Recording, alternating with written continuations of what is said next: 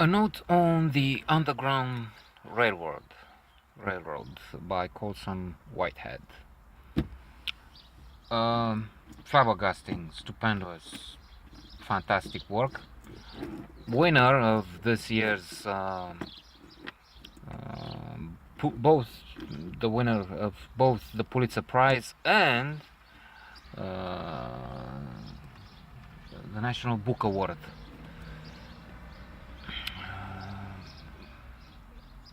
Overwhelming, a real horror show, as Alex from the Clockwork Orange would say. When asked, Colson Whitehead, the genius who wrote this book, said that he writes for himself, and if others like it, so much the better. Many did like it. At a glance on Goodreads, this has already, and it's a very recent book, it was published only last year, 2016. It has close to 100,000 ratings and a few thousand reviews, and this is a book that just came out recently. It is both exhilarating, elating to read the story of Cora. She's the main character, an African American girl who escapes a plantation in the south, in Georgia. So it's both wonderful to see her escape, but it's also terrifying when she's trapped again. And it's the cruelty, the inhuman behavior. What a piece of work is man. Indeed, it's unthinkable. And alas, it's not just slave owners.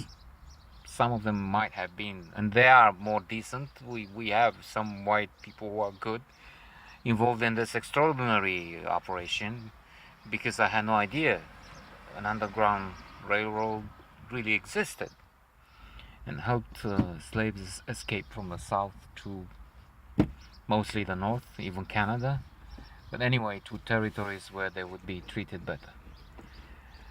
And I was saying it's not just slave owners.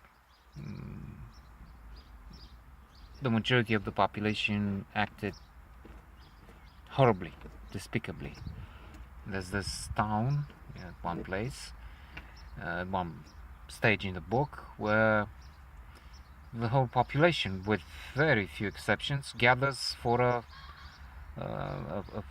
Friday ritual, wherein they caught slaves trying to escape and they hang them.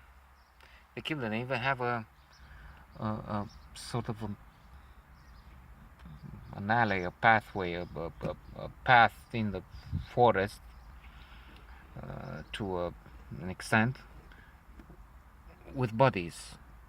And it's a long way. One man at one point is trying to find his wife and child on that long road.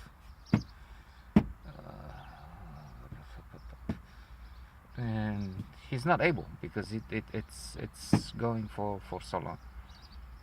And indeed, this is a thought-provoking book, and as I said, mixed feelings.